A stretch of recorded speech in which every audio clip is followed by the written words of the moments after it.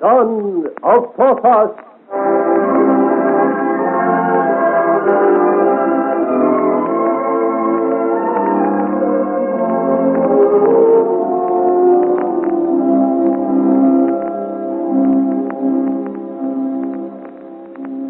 King Louis XIV of France has returned to his palace of Saint-Germain, and the sleepy little town has reassumed its gala aspect. The sun shines with added brightness, and the palace gardens bloom anew with the shining satins and rich velvets of courtiers and the gay uniforms of royal musketeers. Here, after his long absence in Lille, His Most Christian Majesty Louis of France is holding court, and there are few of importance in the realm not to be found at this gay gathering. Joël is not there, for the dark, forbidding walls of the Bastille hide him from the world of fashion, and the gentle Maria Theresa, rightful Queen of France, sits lonely and friendless in her own apartment. But the Duke of Almada is in evidence, and his friend Boilarier, Monsieur de la Reynie, grave and absorbed in the course of justice, Françoise d'Aubigne, the new Marchioness de Fougères, and elegant in the sunshine, Monsieur Écrivaux, the musketeer, is talking with a group of friends. And with a splendid thrust through the chest, the young brave finished the duel. The braggart lay upon the green turf. Our Corporal de Breguet was no more. He was a giant, you say? Oh, such a man as the gods might love, a veritable tower of strength, with a great sword such as our fathers used, and of a size no ordinary mortal could wield with ease. And what has become of this limb of a fiend? Alas, he's under lock and key, they tell me. Oh, so he's human after all. I warrant I was beginning to wonder, after your poetical description, my friend. Are they going to try him? I took some trouble over the inquiries, but it has got me nowhere. I don't know. Oh, my friend, you're losing your art, I vow. Was the time no secret was safe from Master Écrivaux once he'd made up his mind to discover it? You do me then justice, Cumberland. In truth, I liked the Breton very much, and my heart was so heavy that he should have been taken for such a fight as that. I made it my business to discover what did happen. Yet you still don't know? Oh, I do not know, monsieur, because even the Lord Lieutenant does not know. Oh, they cannot try our Breton because they have no proof he is of noble blood, as they pretend. To all intents, he is really Monsieur Joël of Lochmarie. Impossible. Come, my friend. If that lad Portos you would have us believe he can be no commoner. If my friend Ericourt or Garce were here, they'd bear me out, I warrant you. Oh, 'twas such a fight, gentlemen. Then there can be no doubt as to his blood, Écrivaux. No commoner could know such secrets of fencing as would kill a royal musketeer. And with the thrust of Porthos that you mentioned, why, that is a thrust passed on from one generation to another. No ordinary man could learn of it. My friends, it is not I who question the Breton's noble birth, but Monsieur de la Reynie, who, being a gentleman of law, needs proof. If I had my way, I'd send him home to plant his cabbages and cut them with his huge sword. For he seems to have fought as a gentleman and a brave man. I vouch for that. The swordsman never thought a duelist dishonored for having broken the law. The dishonor would have been in his not accepting the challenge. Yes, he killed your corporal. No, gentlemen, to tell the truth, this de Breguet was not prepossessing. A toper who drank when not dicing and wrangled without cause. Still, His Majesty is angry that his edicts are being disobeyed since he renewed them. And I tell you, my captain had hard work to pluck from under the royal hand we four who acted as seconds for the fight. But he has pardoned you. As far as life goes. But we will step out of the household troops uniform and join the active army. Ah, dear. This is my last appearance at so gay a gathering. My next social appointment is with sword and cannonball. But how was this Breton discovered? I take it 2 seconds gave no information. Upon my sword, we did not. 'Twas the giant's own fault. Truly, he's not a size to be seen and forgotten, and he acted without caution. He has the strong man's scorn for skulking. I doubt he could hide if he wanted to. There's too much of him. Surely such a fighter as this Breton would have been more useful at the front with you and Ericourt than in the Bastille. Ah, but you cannot expect crowned heads to have logic like that in them, my friend. Nay, I fear me our hero will be wasted in prison or the galleys, unless they shoot or hang him. In that case, he had better be done for at once.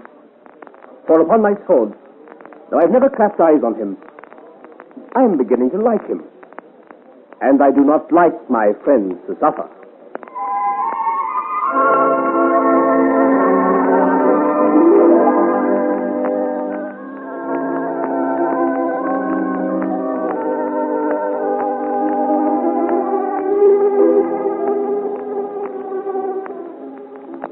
join the company, my lord?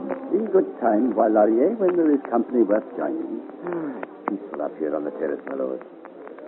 One can look out over the whole assembly, see all who are here. It is a pity we cannot see the one face we are seeking. Yes, my lord. Hey, there is a thing I cannot easily forgive, Boilarier. It is not often I do not gain my way once I have set my heart upon it. And it irks me that a young and friendless girl should defy me in this manner. Alas, my lord, all our pack of sleuth hounds have been sent afield. The best has gone blank. My man, Esteban, the most cunning knave that ever was, the rascal calling himself Captain Cogsworth, has a nasty cut to seek revenge for. Even De Grey, the police spy, he, like all the others, has been plucked, baffled, and foiled to the top of his skill. Has your excellency reflected on this point? That Madame de la Bassetière, if I am to believe the reports of my spies, frets not a bit over her young kinswoman's disappearance. From this, I imagine the old dame is not ignorant of where she has. You may be right. Has not my lord thought to get information from her? I am not a fool, Boilarier, but the old woman is practically in her dotage, and one gets no sense from her. Her old serving woman is equally impenetrable. So things go on. In the entire universe, there is but one incorruptible chamberwoman, and luck falls so that she is across our path. Where can the child be hiding, Boilarier?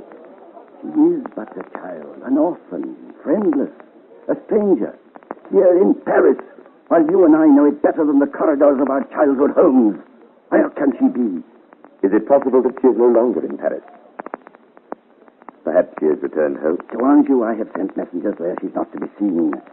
So we are foiled, my friend, by a young and inexperienced female, and here we stand, you and I, on the terrace of Saint-Germain, with all the nobility of France milling round in the garden below us. But the one face we need is absent, vanished like a puff of smoke against the sky. Then we must throw down our cards. The winning one is not amongst them. Oh, my friend, you are no card player. The winning card is not in our hand, but we can substitute another. I do not conceal that this loss puts me in a terrible turmoil, but I am far from beaten. Oh, would that I could lay hands upon that interfering Breton. Had he not clattered down the Rue Musc at such an inopportune moment, we need not have been in this trouble. But has not this youth also disappeared? Proof the pair have gone off together.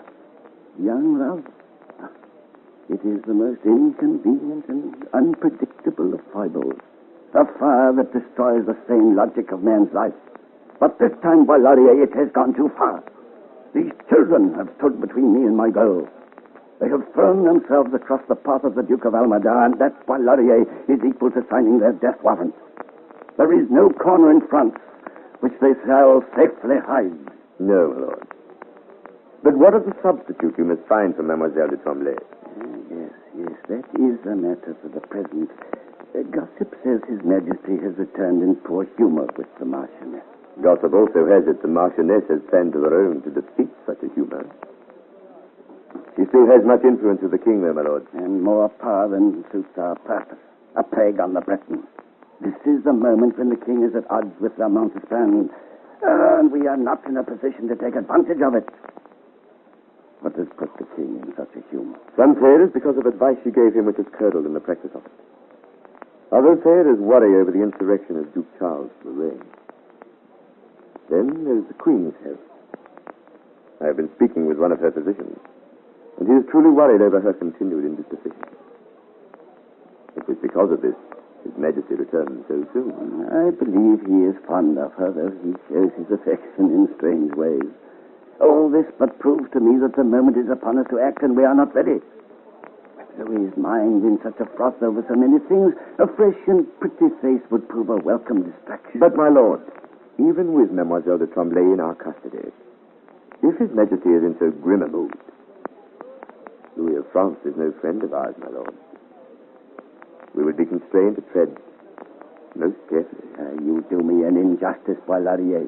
Louis of France may hate with all his passions Aramis the Musketeer or the Bishop of Vannes, whom I once was.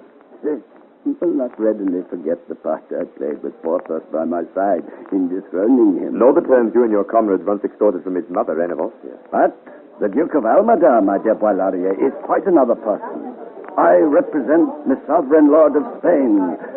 If only I had the girl. But what is going on yonder? Why is that flocking to one spot? Has the king come forth? It is not yet time for Louis. I cannot see. Ah, yes. It is the Marchioness de Montespan making an entrance, arriving but a few minutes before His Majesty, surrounded by her admirers. Oh, my lord, she is a formidable enemy. But one I shall vanquish despite all obstacles. Oh, how strange is life, Valerier. Alone in her room sits Queen Maria Theresa, but the gilded throng surround the Marchioness. His Majesty is not with her? No. There are but two ladies by her side. Only two? How modest her requirements this morning are true. There must be some scheme spinning in her brain. Who are they? One is the royal governess, she whom the king has rewarded with the rank of Marchioness de Chaudière. The other... Oh, one of her sisters, I expect. It cannot be. My lord, I'm laboring under a delusion. What ails you now? What is the matter? No, not here. And yet, those features. What ague is this that sets you stuttering? What do you see? My lord, look, see for yourself. With the Marchioness. It is the girl whom we believe buried in the bowels of the earth. She who escaped all our searches. Mademoiselle du Tremblay.